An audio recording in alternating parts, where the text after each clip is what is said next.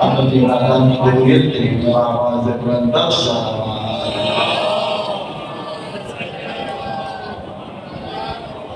اپنے مرحوم لمبی درجات کے لیے بھی آواز بلند سلام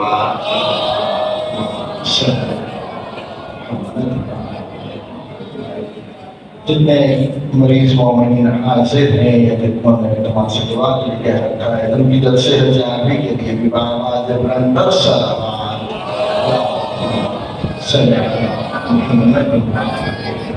تاجیر ظفر امام زمان علیہ السلام کے لیے بھی آواز بلند سلام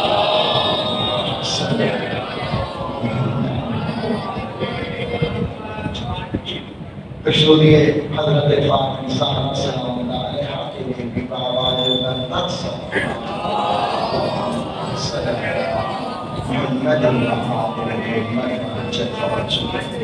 سب سے پہلے اس خالق مالک اس پروردگار وہ ہستی کے جو کہ رحیم بھی ہے کریم بھی ہے ستار العیوب بھی ہے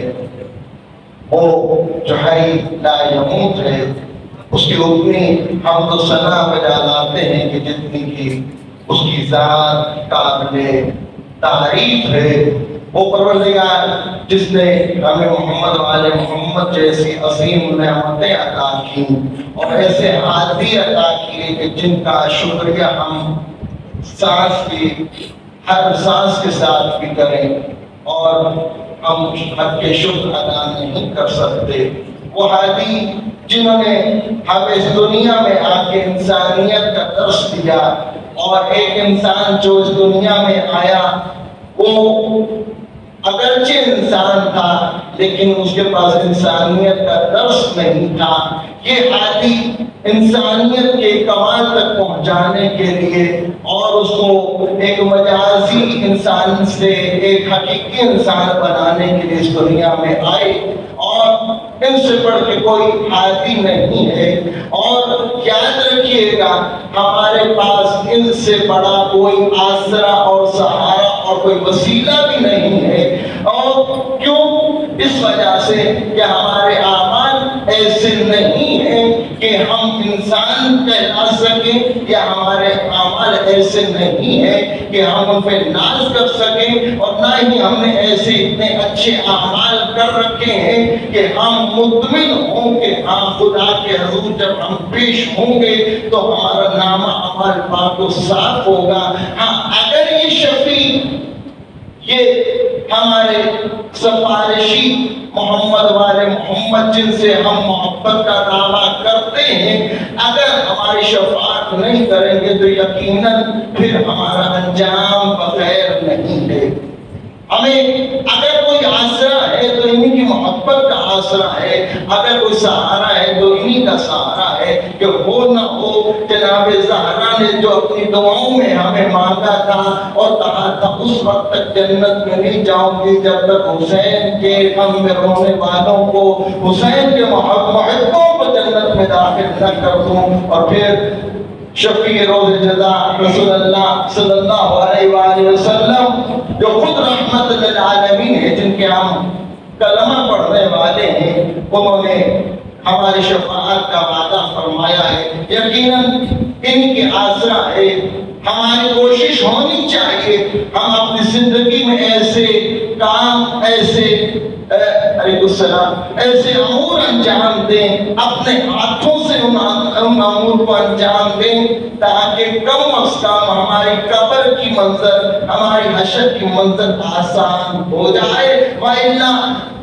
ہمیں مایوس ہونے سے منع کیا گیا اور اللہ تعالیٰ کی رحمت واسعہ کے اوپر ہمیں کہا گیا کہ یقین رکھو لا تقنطوا من رحمت اللہ کہ اللہ کی رحمت سے کبھی مایوس نہ ہونا اللہ تعالیٰ ہمارے سارے گناہوں کو بالآخر بخش دے گا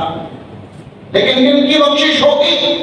جو اس گھر کا فقیر ہوگا، جو اس در پہ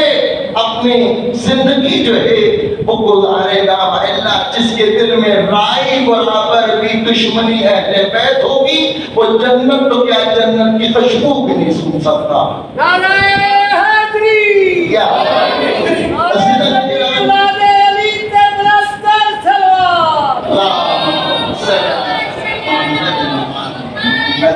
آج کا دن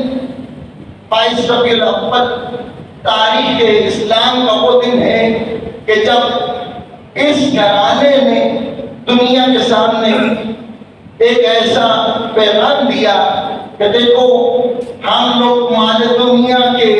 چاہنے والے نہیں ہیں، دنیا کے پیچھے بھاگنے والے نہیں ہیں، لیکن ایک باپ کی محبت جو اپنی بیٹی کے ساتھ تھی، رسول اللہ صلی اللہ علیہ وآلہ وسلم نے اپنی اس بیٹی کو جس کو ام الابیہ کہا کہ اپنے پاپا کی بھی ماں ہے، جو فاطمہ سید نساء العالمین ہے، جس کے استقبال کر کے رسول نے دکھایا کہ جب جناب سیدہ آتی ہیں تو صرف کھڑے نہیں ہوتے استقبال کے لیے، بلکہ آگے بڑھتے ہیں اور بڑھ کے استقبال کرتے ہیں، اور صرف بڑھ کے استقبال نہیں کرتے بلکہ جناب سیدہ کے پیشانی پہ بوسہ دیتے ہیں، اور صرف بوسہ بھی نہیں دیتے ہیں بلکہ جناب سیدہ کو اپنی نشست پہ بٹھاتے ہیں، اور صرف بٹھاتے نہیں ہیں، جب تک زہرا بیٹھی رہتی ہے یہ رسول کھڑا ہے۔ اور پھر آیت تطہیر کی تلاوت جس کے دروازے پہ 6 وقت، 3 وقت جو نماز کے وقت اور 5 وقت اگر لگا لے تو 5 وقت رسول اللہ بیت جناب زہرا پہ آ کے آیت تطہیر کی تلاوت کرتے ہیں۔ بعض راویوں نے کہا کہ نہیں 8 ماہ، بعض نے کہا کہ 1 سال تک متواتر رسول نے اس گھر کی عظمت کو بیان کیا اور دروازے پہ جا کے آیت تطہیر کی تلاوت کی ہے۔ جناب سیدہ زہرا سلام اللہ علیہا کو آج رسول اللہ نے وہ فدق جو ہے جو رسول اللہ کو خیبر کی فتح کے بعد یہودیوں نے دیا تھا اور خوشی سے دیا تھا کہ مال غنیمت جو تھا وہ تو ہم نے آپ نے دے دیا ہم سے، لیکن کیونکہ آپ نے ہماری جانوں کو بخش دیا ہے اس وجہ سے یہ فدق جو ہے ہم آپ کو دیتے ہیں۔ رسول اللہ نے اس شرط پہ لیا کہ ہاں ہمیں اس کی ضرورت تو نہیں ہے، دیکھیں تم اس پہ کام کرو میں تجھے اجرت دوں گا، لیکن آج کے لوگ رسول اللہ صلی اللہ علیہ وسلم نے حالات و واقعات کو سامنے رکھتے ہوئے جناب سیدہ کو فدق جو ہے وہ ہبہ کر دیا۔ ہبہ کیا ہے؟ ہبہ یہ ہوتا ہے، ایک ہوتی ہے وراثت، ایک ہوتا ہے ہبہ کرنا۔ وراثت کیا ہے؟ وراثت یہ ہے کہ اللہ تعالیٰ نے کہا کہ جب کوئی شخص اس دنیا سے چلا جائے، جو کچھ اس کا ترکے میں رہ گیا، جو کچھ اس کی ملکیت میں تھا، اب وہ خود بخود اس کی اولاد کے اندر منتقل ہو جائے، وراثت کہلاتا ہے۔ لیکن ہبہ جو ہے وہ ایک علیحدہ موضوع ہے، بحث ہی اور ہے، اس کا وراثت کے ساتھ تعلق و واسطہ ہی نہیں ہے۔ ہبہ کوئی بات اپنی زندگی میں اپنی اولاد کو کہے کہ لے بیٹا یہ چیز تمہاری ہے، یہ میں نے انگوٹھی پہنی ہوئی ہے، یہ میں تجھے دیتا ہوں۔ اب جب اس دنیا سے جائے گا تو وراثت جب تقسیم ہوگی تو اس گھڑی کو اس انگوٹھی کی طرف نہیں دیکھا جائے گا، کیوں؟ یہ تو زندگی میں گفٹ کی جا چکی۔ ہاں اس چیز کو کہا جاتا ہے ہبہ کر دینا۔ تو رسول اللہ صلی اللہ علیہ وآلہ وسلم نے مال غنیمت میں سے نہیں اور نہ ہی بیت المال کے اندر سے اس بدعت کو رکھا تھا، بلکہ ایک جدا ایک رسول اللہ کی ملکیت تھی جو اپنی زندگی میں رسول اللہ نے جناب سیدہ کو ہبہ کر دی تھی۔ اس کا وراثت کے ساتھ کوئی واسطہ دور تک نہ تھا، اور ایک سال ہجری تو اور رسول اللہ صلی اللہ علیہ وسلم 11 ہجری کو گئے، اور رسول اللہ کی رحلت کے بعد جو سب سے پہلے جو مسئلہ ہوا حاکم وقت کو جو تکلیف ہوئی وہ یہی ہوئی تھی کہ دیکھو ہمارے پاس کوئی آتا نہیں ہے، اور ہم نے یہ خلافت نے بھی قبضہ کر لیا ہے، اس کے باوجود سارے جو ہے علی کے در پہ اکٹھے ہوتے ہیں۔ کبھی یہ خیال نہ کیجیے گا کہ فتح کا چھوٹا سا باغ ہے۔ آج جب مدینہ کی زیارت میں جاتے ہیں تو وہ بس والا گاڑی والا وہ آپ کو گھما کے باغ ابو ذر غفاری کے پاس سے لا کے کہتے ہیں یہ جناب باغ فتنہ جناب سیدہ چند گنتی کے درختوں کی وجہ سے اتنے خطبے بھی نہیں دیے، چاہے جتنا بڑا بھی رقبہ تھا بی نے اس وجہ سے بھی نہیں دیے تو تمہارے دنیا ہے اور پتہ ہے ہمارے دنیا ختم ہو جانے والا، اہل بیت کے گھرانے والوں نے دنیا کے کبھی بھی پیچھے نہیں گئے، اور جناب امیر المومنین نے اس دنیا کو 3 طلاقیں دی ہیں جس کے بعد رجوع نہیں ہے۔ یہاں پہ کچھ اور ثابت کرنا ہے، منطق اور ہے، فلسفہ اور ہے، انشاءاللہ فرصت سے اس سے بات ہوگی۔ تو جناب سیدہ کا یہ جو فتح ہے کہ اگر حدود عربہ پہ بھی آ جاؤ تو یہ خیبر کے قریب ایک آبادی ہے، سرسبز ہے، شاداب ہے، زرخیز جو ہے زمین ہے، اور اتنی زرعی زمین ہے کہ ہر طرف ہریالی ہے۔ تقریباً 147 کلومیٹر مدینہ سے اس کا فاصلہ ہے، اور جب اس کی سالانہ آمدنی کی بات کی جائے تو آج تقریباً 5-6 سال پہلے جب ہم نے ضرب تقسیم کی تو اس وقت 1 ارب 20 کروڑ روپے سالانہ آمدنی اس کی بنتی تھی۔ اس کی اس باغ فتح جس کو باغ فتح کا نام دیا گیا، اس فتح کی کتنی آمدنی تھی؟ 1 ارب 20 کروڑ روپے جو ہے سالانہ آمدنی آتی تھی۔ اب رسول اللہ نے اہتمام کیا تھا کہ میرے بعد میری اہل بیت جو ہے اس کے اوپر معاشی برہان لانا، اور کسی کے سامنے جو ہے ان کو نہ جانا پڑے، اور باقی لوگ جو ہے ان کے ساتھ جڑے رہیں، لیکن جہاں پہ امیر المومنین کی خلافت کے حق کو چھینا گیا، اور امیر المومنین فرماتے ہیں کہ پورے امیر آسمان کے نیچے اگر کچھ ہماری ملکیت میں نہ تھا تو وہ ایک باغ فتح تھا،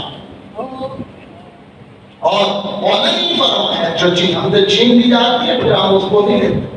یہی وجہ تھی جب خلافت امیر المومنین ابن ابی طالب ظاہرا ان کے پاس آئی، مولا نے اس کی طرف توجہ نہیں کی، جبکہ مال غنیمت ایسے بیت المال ایسے اکٹھا کیا کہ اعلان کیا کہ اگر کسی نے ناحق بیت المال لوٹا ہے یا کسی کو دیا گیا ہے تو اگر کسی نے آگے اپنی بیٹیوں کو جہیز میں یا مہر میں بھی دے دیا تو میں علی بن ابی طالب واپس دوں۔ لیکن مولا نے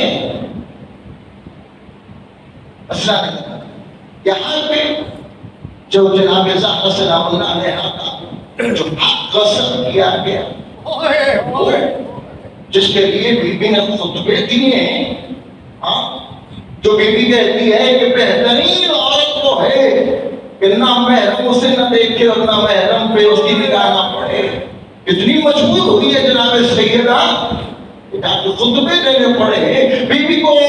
روحانی زخم دیے گئے، جناب امیر المومنین ام احمد جیسی خاتون کی گواہی کو ٹھکرایا گیا، جناب حسنین کی گواہی کو ٹھکرایا گیا۔ اتنی ناراض آئی بی بی، کہا کہ میرے جنازے پہ نہ سنگ گرامی بی بی حجت تمام کرنے کے لیے گئی تھی۔ دیکھو تم نے سقیفہ کے اندر جو پلاننگ کی تھی یہ اس کے اثرات ہیں، کل تو تم لوگ چھپ نہ سکو، اس وجہ سے میں حجت تمام کرنے کے لیے ایسا نہیں۔ یہ مسئلہ بہت نازک مسئلہ ہے کہ جس کو صرف اور صرف پوچھا گیا، آیا جناب سیدہ جو رسول اللہ کی واحد بیٹی ہے، کیا ان کا حق نہیں بنتا تھا؟ کیا اگر وہ آ گئی تھی تو چاہے وہ جتنی سلطنت ہے،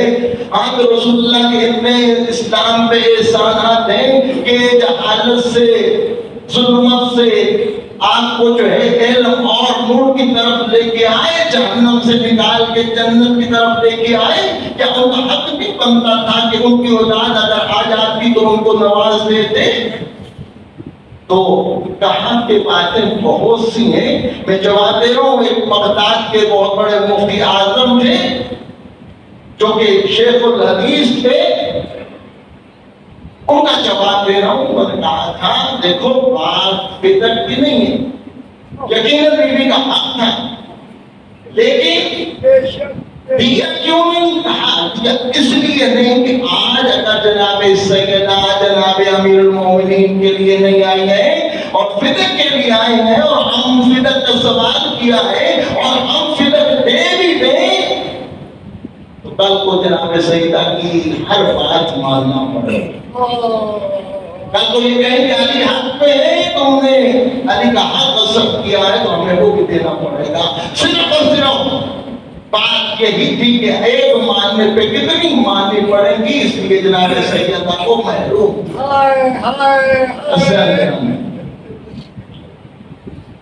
آج جو ان دنوں میں ربیع الاول کے بابرکت مہینے میں جو دوسری نسبت ہے وہ 23 ربیع الاول، جب یہی فاطمہ معصومہ سلام اللہ علیہ جو کہ امام رضا علیہ السلام کی ہمشیرہ ہے اور امام موسیٰ کاظم علیہ السلام کی بیٹی ہے اور عالمہ خیر معلمہ کہا گیا، جن کے لیے جن کی عظمت کے لیے جناب امام موسیٰ کاظم علیہ السلام نے کہا تھا فداہا ابوہا فداہا ابوہا فداہا ابوہا، کہ میں موسیٰ کاظم اپنی بیٹی پہ قربان چلا جاؤں. اور اس وقت امام رضا علیہ السلام کے زمانے میں اگر ان کے بعد کوئی عالم تھا یا عالمہ تھی تو جناب فاطمہ معصومہ سلام اللہ علیہا تھی. آج اپنے بھائی کی محبت میں مدینہ چھوڑ کے اپنے بھائی کی شادی دیکھنے کے لیے خراسان کے سفر پہ جب نکلی ہیں تو آج کے دن بہت ہی مظلومیت کی حالت میں شہر قم میں بی داخل ہو. یہ وہ وقت ہے روایات میں ہے کہ مولا رضا علیہ السلام کی شہادت ہو جاتی ہے اور خبر ملتی ہے کہ جناب رضا کی ہمشیرہ، امام کی بیٹی، امام کی بہن، امام کی پھوپھی وہ قم سے کچھ فاصلے پہ ہے. تو موسیٰ جو کہ اس وقت کے ایک سردار تھے قوم کے، ان کو خبر ملی تو قوم والوں کو یہ کہہ کے گئے کہ آئے قوم والوں، کیا تم اعزاز سے محروم تو نہیں ہونا چاہتے؟ آپ کو پتہ ہونا چاہیے قوم کی تاریخ ہے، قوم آباد ہی ہوا تھا کربلا کے واقعہ کے بعد. یہ شہر قوم جو ایران کے اندر ہے کہ جب واقعہ کربلا ہو گیا، امام حسین ناحق شہید کر دیے گئے اور کوفہ والے جو امام کی مدد نہ کر سکے تھے وہ شرمندہ ہوئے اور انہوں نے کہا آج کے بعد ہم کوفہ میں قیام نہیں کر سکتے، کہ کوفہ اب رہنے کے قابل نہیں رہ گیا ہے. تو انہوں نے وہاں سے ہجرت کی تھی اور جا کے قوم کو جا کے آباد کیا تھا. اس کو عربستان بھی کہا جاتا رہا. تو جب امام رضا علیہ السلام کی شہادت ہوئی تھی تو یہ پورا کا پورا جو قم شہر تھا اس کے اندر سیاہ پردے تھے، ہر طرف غم اور ہر طرف آس کی اور پریشانی کی کیفیت تھی کہ امام رضا شہید کر دیے گئے. انہوں نے کہا کہ اگر تم چاہتے ہو کہ ایک اعزاز حاصل ہو جائے اور بنت پیغمبر جو ہے وہ ہمارے شہر میں آ جائے تو تمام پردوں کو تبدیل کر دو اور اپنے چہروں سے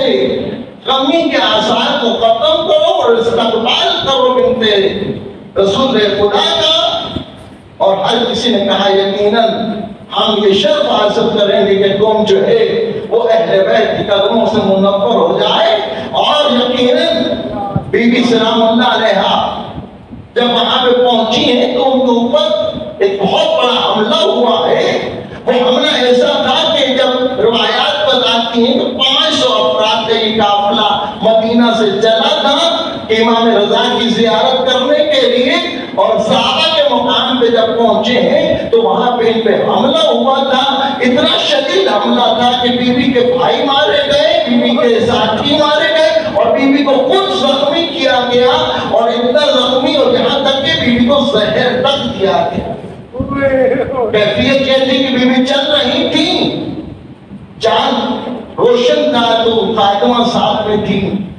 کہا کہ بیوی ٹھہر جائے، آگے کوئی جانور جا رہا ہے اور وہ تازہ خون ہے، اس نے شکار کیا کہ ہمیں نقصان نہ پہنچائے، کہا ہے چلتی آؤ، کسی اور کا خون نہیں ہے، میرے اپنے پاؤں زخمی ہیں اور اسے خون بھی سمجھ۔ جب پتہ چلا تو بیوی کو کم لایا گیا۔ کیفیت کیا تھی؟ کیفیت تھی کم کو سجایا گیا۔ جیسے بیوی داخل ہوئی تو ہر طرف سلمان کی آواز دی، درود تھا، سلام تھا، ہر طرف روحانی منظر تھا، ہر طرف پھول برسائے جا رہے تھے۔ سادہ گرامی، بیوی کا بڑا خوبصورت استقبال ہوا، ایسے جیسے استقبال کرنے کا تھا۔ لیکن ایک نبی ذاتی کا شام کوفہ میں بھی استقبال ہوا تھا کہ ہر طرف پتھر تھے، ہر طرف سے آوازیں تھی کہ باغی ہے مارو، جس کے پاس پتھر نہیں تھے وہ انگارے تک پھینکے گئے، اور جس کے پاس کچھ نہیں تھا پانی گرا کر کے پھینکا گیا۔ اصل گرامی پہلے ایک مظلوم، اور یہ تقریباً اسی مہینے کی 26 ربیع الاول کو وفات ہے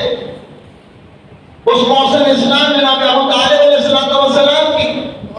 کیونکہ اتنی زیادہ محنت کو مسلمانوں نے یہ بدلا دیا کہ انہوں نے کلمہ ہی نہیں پڑھا۔ اساتذہ گرامی، اگر کہ نماز، روزہ، حج، زکوٰۃ یہ پاک کی باتیں اگر باقی ہیں تو باوجہ کربلا میں امام حسین کی قربانی کا نتیجہ ہے، تو یہ تو بتاؤ حسین کس کے لگتے؟ کربلا کے اندر آپ کو ہر رشتہ جو دکھے گا وہ جناب ابو طالب کے ساتھ منسلک ہوتا دکھے گا۔ حسین ابن علی بن ابو طالب، عقیل، جناب عقیل کو دیکھ، جناب مسلم ابن عقیل بن ابو طالب، جناب زینب بنت علی بن ابو طالب، جناب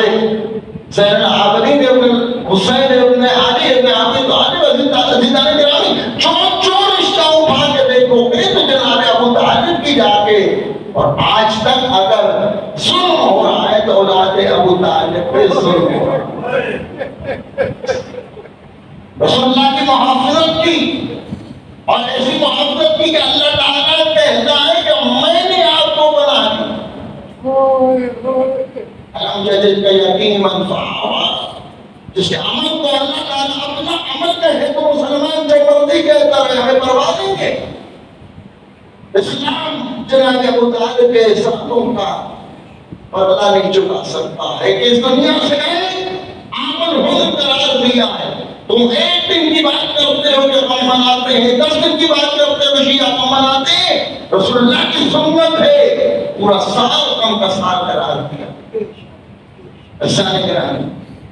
آج حالات و واقعات ایسے ہیں کہ ہمیں ہر طرف سے مشکلات کا سامنا ہے، وہ فلسطین ہو، لبنان ہو، یا اگر ہم اپنے گھر کی بات کریں تو اس وقت پارا چنار کے اندر خون کی ہولی کھیلی جا رہی ہے، اور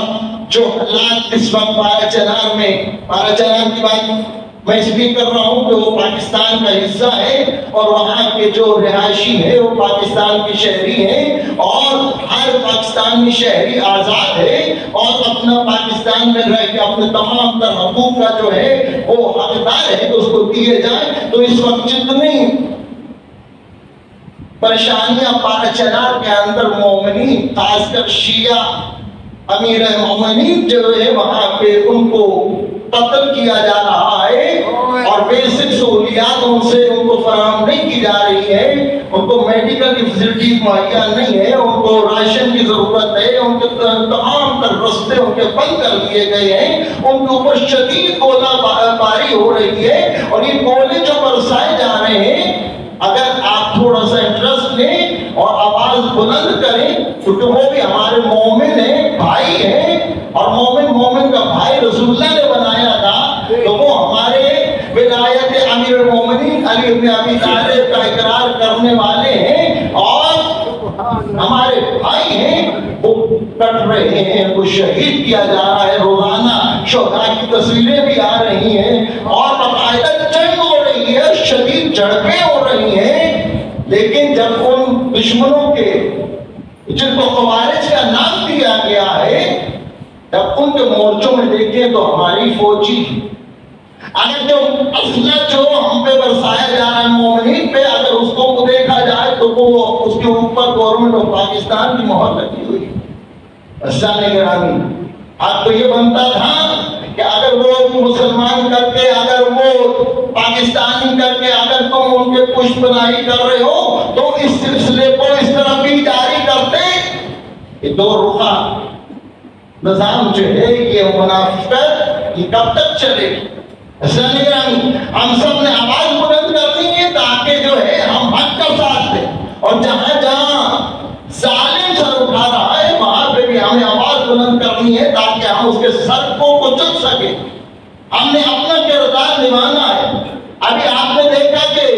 فلسطین کے اندر جو حالات و واقعات تھے وہیں تک نہیں رہے،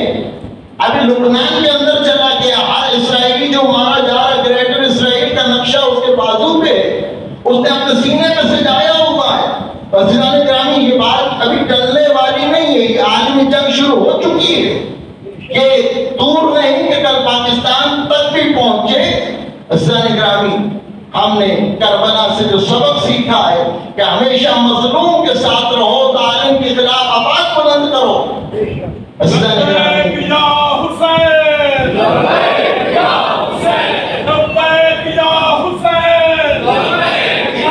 حسین، لبیک یا حسین، لبیک یا حسین، اے ہماری دستگاہ، کربلا، کربلا، اے ہماری دستگاہ، کربلا،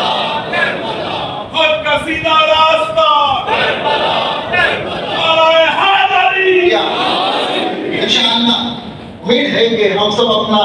کردار نبھائیں گے، جو جس شکل میں آواز بلند کر سکتا ہے، جہاں تک پہنچا سکتا ہے پہنچائے، کیونکہ ایوان حکومت جو ہے وہ خاموش ہے، سو رہے ہیں، جن کی ذمہ داری ہے ان کو احساس نہیں ہے، ان کو جگانا ہے تاکہ کل کو ہم بھی سرخرو ہو سکیں۔ دعا کریں کہ پروردگار امام زمانہ کے ظہور میں تاجیل عطا فرمائے، ہمیں ان کے آبان انصار میں شامل کرے، امام زمانہ جلد تشریف لائے اور دنیا کو امن کا گہوارہ بنائے، ظالم جو ہیں ان کو نست نابود کرے۔ اے پروردگار، ہمارا خاتمہ بالخیر فرما، ہمارا خاتمہ بالایمان فرما، مقامات مقدسہ کی حفاظت فرما، جو محافظت کر رہے ہیں ان کی حفاظت فرما۔ اے پروردگار، شفیع روز جنت جناب سیدہ زہرا سلام اللہ کو ہم سے راضی خوشنود فرما۔ آپ سب سے گزارش ہے کہ اپنے اپنے عبادات کی قبولیت کے لیے بآواز بلند تر صلوات